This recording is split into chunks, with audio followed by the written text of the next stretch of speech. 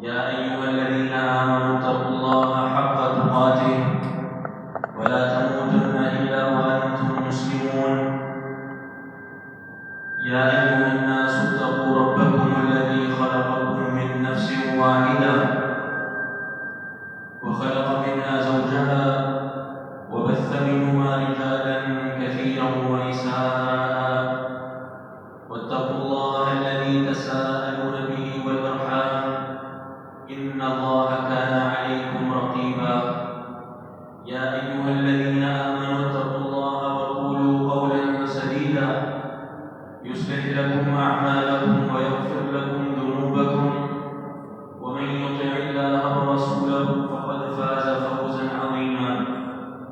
أما بعد فإن أصدق الكلام كلام الله وأحسن الهدي هدي محمد صلى الله تعالى عليه وعلى آله وسلم وشر الأمور محدثاتها وكل محدثة بدعة وكل بدعة ضلالة.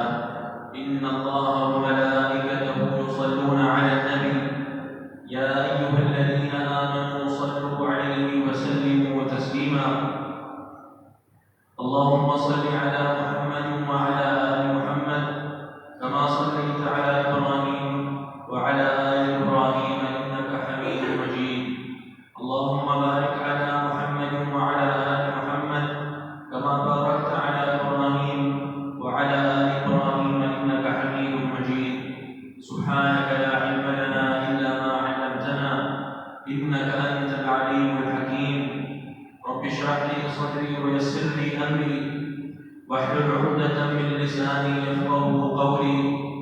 أعوذ بالله السميع العليم من الشيطان الرجيم من همزه ونفخه ونفثه. بسم الله الرحمن الرحيم. قال الله تعالى: حافظوا على الصلوات والصلاة الوسطى وقوموا لله قانتين. گزشتہ جمعے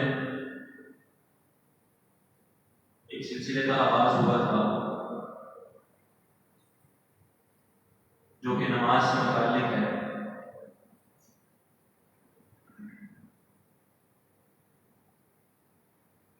آپ نے نماز کی اہمیت،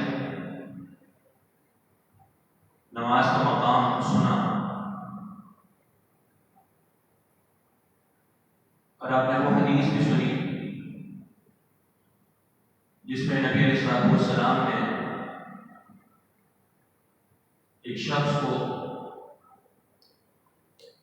نماز دوبارہ پڑھنے کا حکم دیا.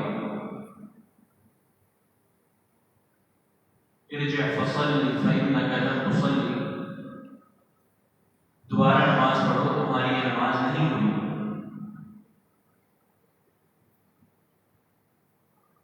تین بار ایسا ہوا. تو جس حدیث سے یہ معلوم ہوتا ہے کہ نماز میں غلطی کی اصلاح ہونی چاہیے. ہم انجانے یا نہ انجانے کے طور پہ بہت سی کمیاں کوتاہیاں کر جاتے ہیں. تو اس بات کی بڑی ضرورت محسوس ہوئی کہ ان کمیوں اور کوتاہیوں کو دور کیا جائے. نماز میں ہونے والی غلطیوں کا تعلق بہت سی چیزوں سے ہے.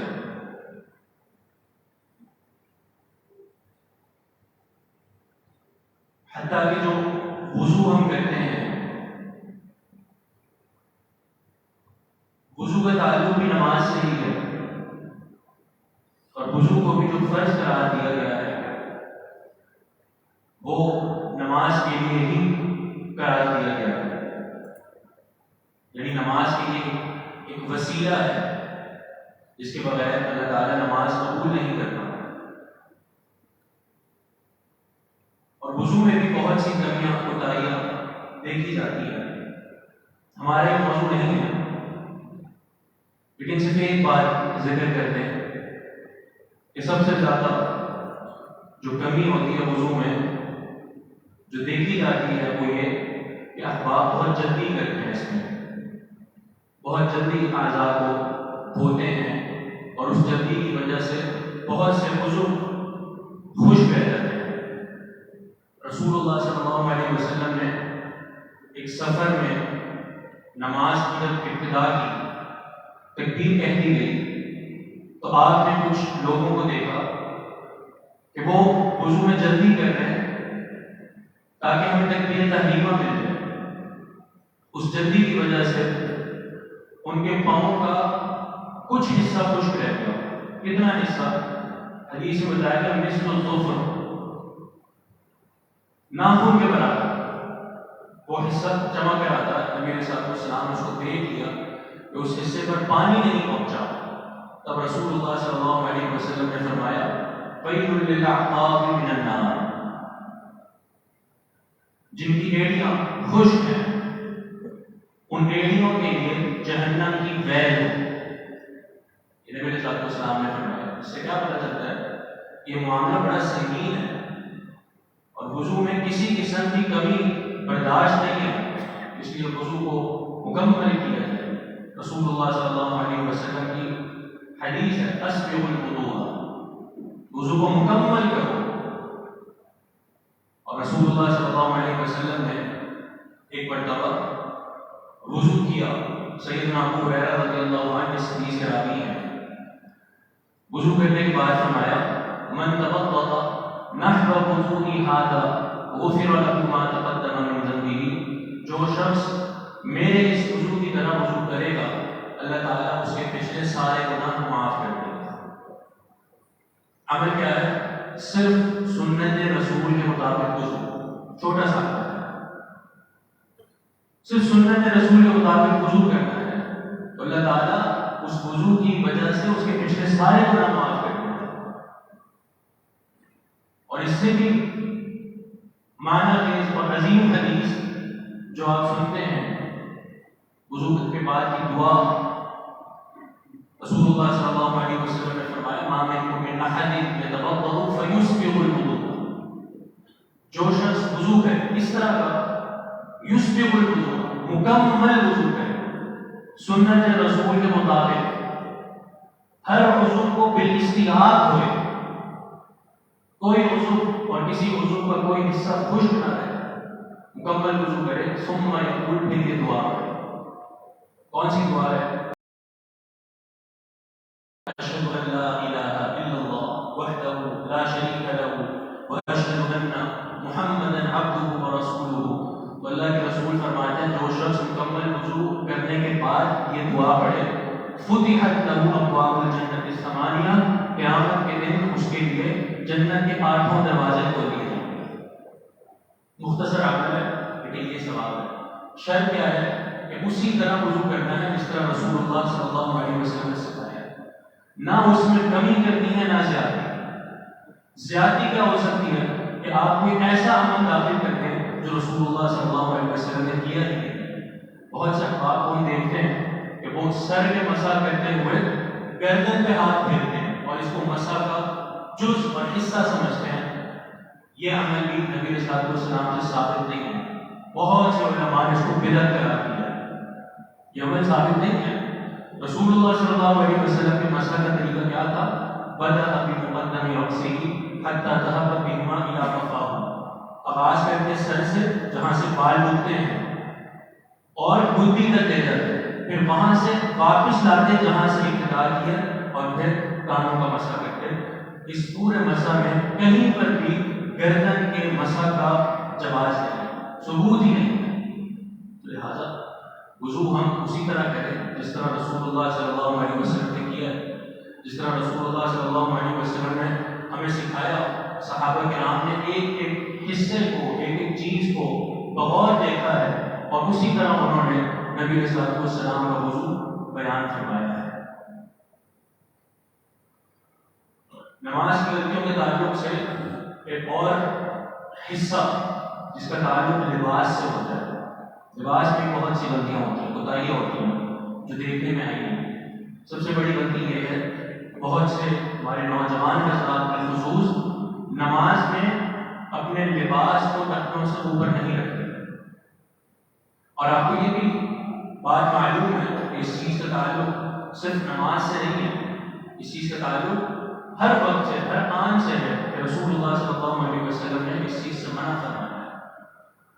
آپ کی حدیث ہے من اسفل ازارہ فی صلاتہ خیلا فلیس من اللہ فی حل ولا حرام. سنن ابو داؤد کی حدیث ہے، علامہ البانی نے اس کو صحیح کہا کہ جو شخص اپنے لباس کو ٹخنوں سے نیچے لے جاتا ہے خیلا، تکبر کرتے ہوئے.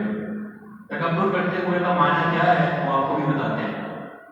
تو جو شخص اپنے لباس کو تکبر کرتے ہوئے اپنے ٹخنے سے نیچے لے جاتا ہے، اللہ تعالیٰ کو اس کے حلال یا حرام کی کسی قسم کی کوئی ضرورت نہیں. اس کا معنی کیا ہے؟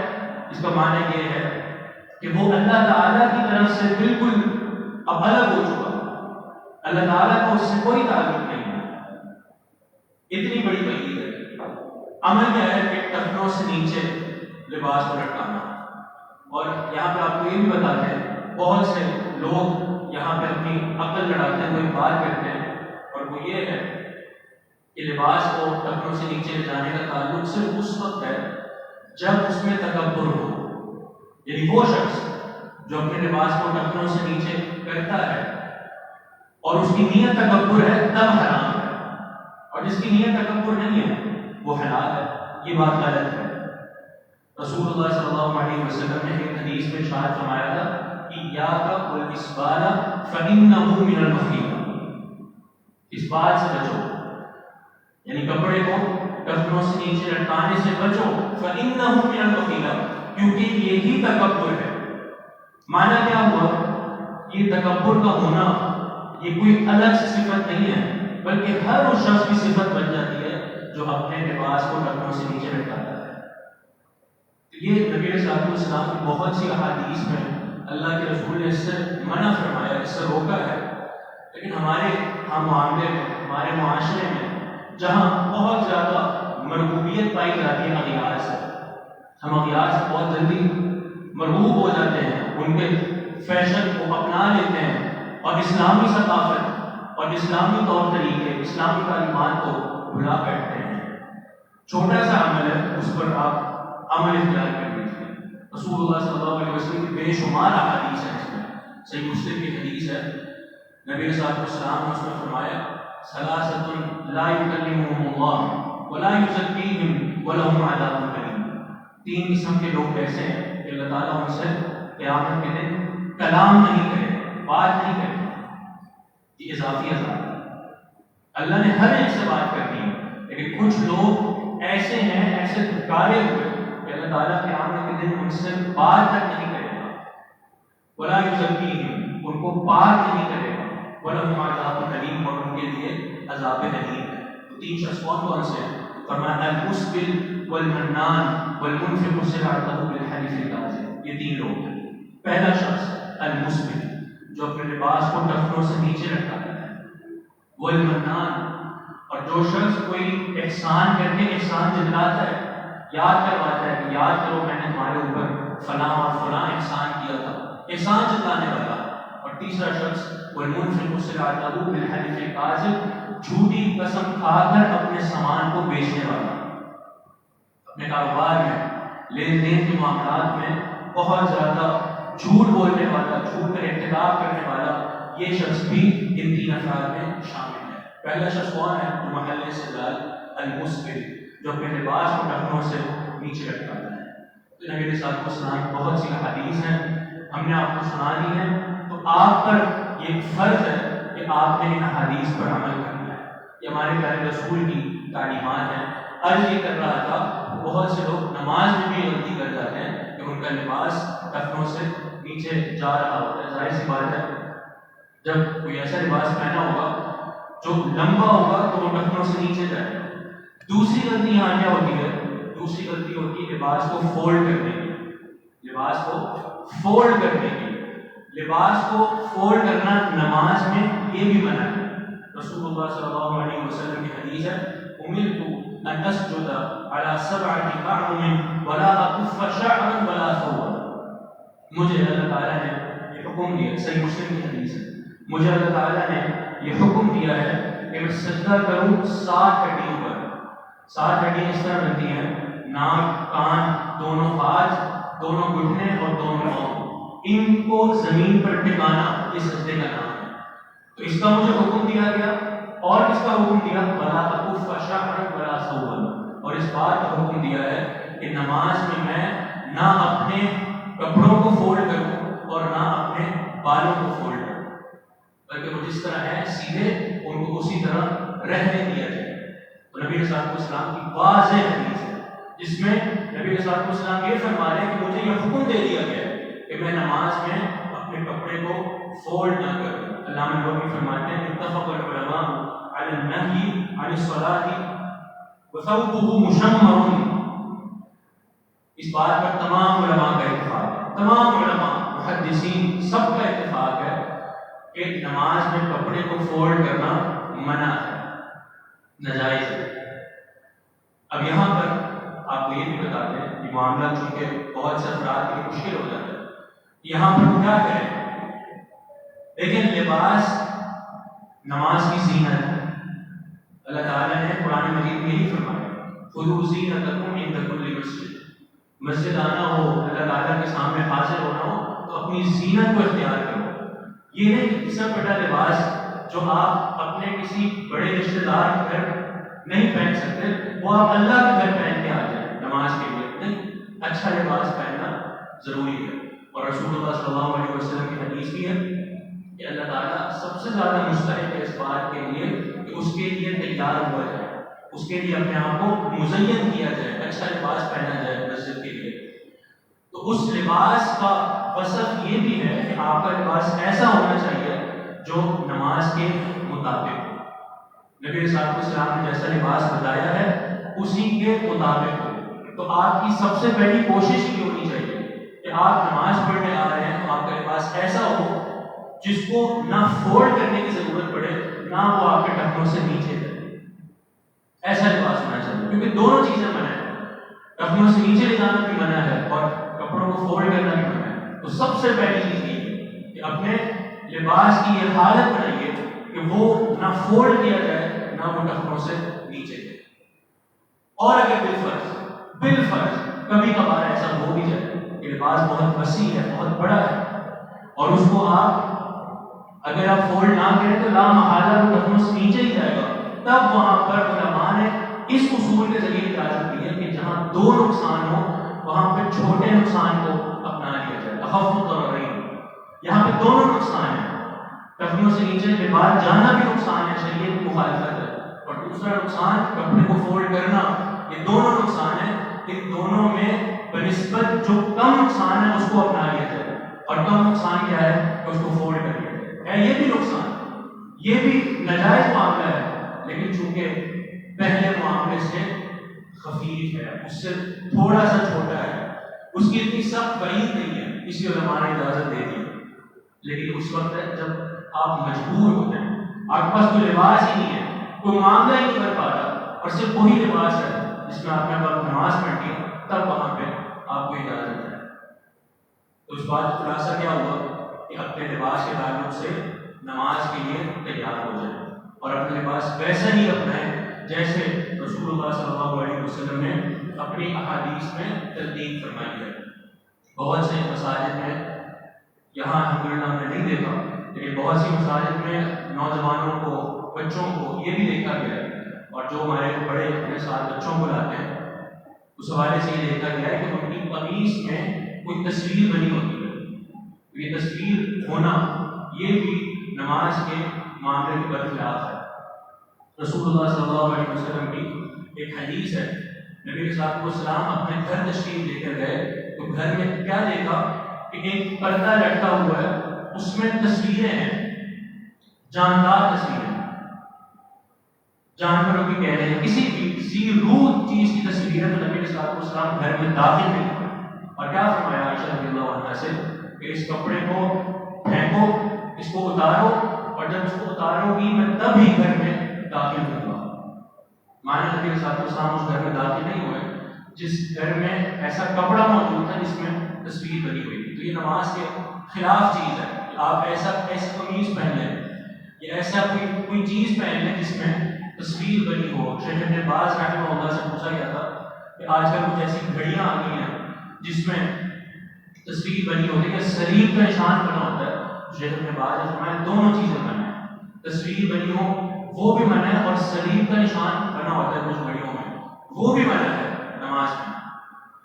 ویسے بھی یعنی آپ کو اس میں کوئی ضرورت نہیں ہے کہ آپ گھڑی استعمال کریں جس میں کفار کا نشان ہے، لیکن نماز میں یہ معاملہ مزید بڑھ جاتا ہے، مزید شدت اختیار کر جاتا ہے۔ فرمایا یہ منع ہے، نہ تصویر ہو نہ کوئی صلیب کا نشان بنا ہو۔ تو صلیب کے تعلق سے رسول اللہ صلی اللہ علیہ وسلم نے فرمایا تھا انہو کان لا یری شیئا فیہ تصلیب الا نقضہ، جہاں پر بھی صلیب کا نشان نظر آئے اس کو ختم کر دو، اس کو توڑ دو۔ مانا جب عام معاملات میں اس قدر معاملہ منع ہے تو نماز میں یہ معاملہ کس قدر شدید ہو جائے گا۔ تو ان چیزوں سے بچنا انتہائی ناگزیر ہے۔ لباس کی حفاظت کیجیے، اچھا لباس پہنیں اور اپنے لباس کو اس لباس کے مطابق بنائیں جس کی نبی صلی اللہ علیہ وسلم تلقین فرمائی ہے، جس کے اوصاف نبی صلی اللہ علیہ وسلم نے بتائیں، اور ان لباسوں سے بچنا ہے جس سے نبی صلی اللہ علیہ وسلم نے باز رہنے کا حکم دیا ہے۔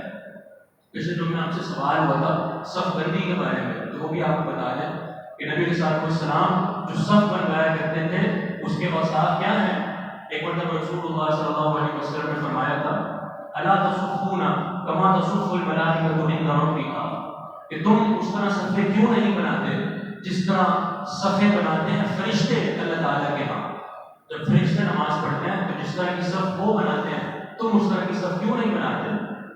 پوچھا کہ وہ کس طرح کی صف بناتے ہیں، تو آپ نے فرمایا یتمون الصفوف الاول ثم یتراصون، وہ پہلے اپنی اگلی صفوں کو پورا کرتے ہیں، جو پہلی صفیں ہیں ان کو پورا کرتے ہیں، اور جب ساری صفیں پوری ہو جاتی ہیں نماز کی ابتدا ہونے لگتی ہے ثم یتراصون، تو ایسے مل کر اور جڑ کر کھڑے ہوتے ہیں جیسے سیسہ پڑائی ہوئی دیوار ہے، مل کر کھڑے ہونا، جڑ کر کھڑے ہونا، اور پاؤں سے پاؤں مکمل ملا کر کھڑے ہونا، یہ نبی صلی اللہ علیہ وسلم نے اپنی احادیث میں واضح فرما دیا۔ صحابہ کرام کیا فرماتے ہیں، کان احدنا یلزم منکبہ بمنکب صاحبہ وقدمہ بقدمہ، صحیح بخاری کی حدیث ہے کہ ہم نبی صلی اللہ علیہ وسلم کے پیچھے نماز پڑھتے تھے اور ہم کس طرح سب بناتے کہ ایک دوسرے کے ساتھ کندھے سے کندھا اور پاؤں سے پاؤں ملا کر کھڑے ہوتے، یلزم ملانا اور چپکانا، اس طرح کھڑے ہوتے تھے۔ تو بالکل اسی طرح سب بنانے کی کوشش کرنی چاہیے۔ یہی نبی علیہ الصلوۃ والسلام کی حدیث ہے، اور نبی علیہ الصلوۃ والسلام نے سد الخلل کے الفاظ بھی واضح کیے ہیں کہ جو درمیان میں خلل ہوتا ہے، خالی جگہ ہوتی ہے، اس کو پورا کرو، اس کو پورا کرو، اور وہاں پر شیطان کی جگہ باقی نہ چھوڑو۔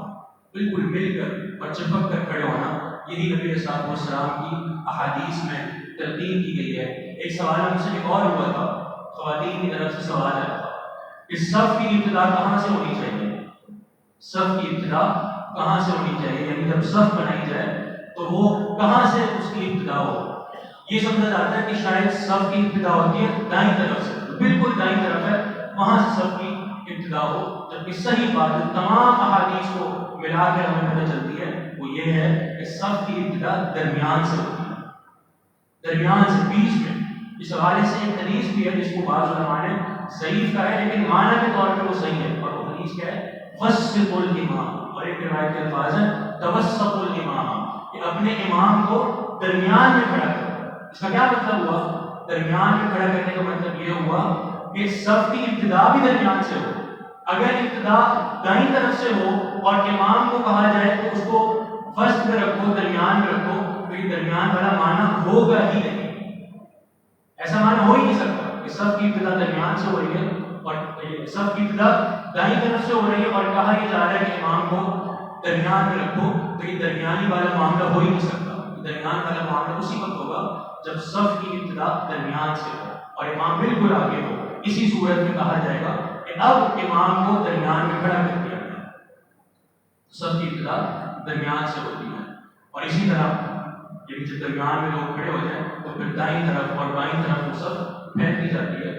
البتہ نبی صلی اللہ علیہ وسلم کو اور اللہ تعالیٰ کو بھی روایت کے الفاظ ہیں کہ اللہ تعالیٰ کو اور نبی علیہ السلام کو دونوں کو میامن الصفوف افضل تھے، یعنی دائیں طرف کی صف۔ اس کا مطلب یہ نہیں ہے کہ سارے لوگ دائیں طرف آ جائیں، اگر بائیں طرف جگہ ہے تو وہاں پہ آ جائے، لیکن زیادہ کوشش یہ ہونی چاہیے کہ دائیں طرف انسان کھڑا ہو صف میں، کیونکہ اللہ تعالیٰ کو اور نبی علیہ السلام کو صف کا دائیں جانب محبوب تھا۔ صحابہ بھی یہ کہتے ہیں کہ ہمیں احببنا ان نکون عن یمینہ، کہ ہمیں بات پسند تھی کہ ہم نماز میں نبی علیہ السلام کے دائیں طرف کھڑے ہوں۔ اس کی وجہ بھی بتاتے ہیں کہ نبی علیہ السلام جب سلام پھیرتے تھے، جب پیچھے مڑ کر بیٹھتے تھے تو تھوڑا سا دائیں طرف ہو کر بیٹھتے تھے، لیکن جو دائیں جانب لوگ ہوتے تھے ان کی طرف رخ کر کے بیٹھتے تھے۔ یہ نبی علیہ السلام کا عمل ہوا کرتا تھا۔ تو یہ صف کی ابتدا ہے۔ صف کے تعلق سے کچھ اور باتیں بھی کرنی ہے، انشاءاللہ وہ اگلے جملے میں پھر کریں گے۔ اللہ تعالیٰ سے توفیق کی صلاح ہے۔ اقول قولی ھذا واستغفر اللہ لی ولکم وآخر دعوانا ان الحمد للہ رب العالمین۔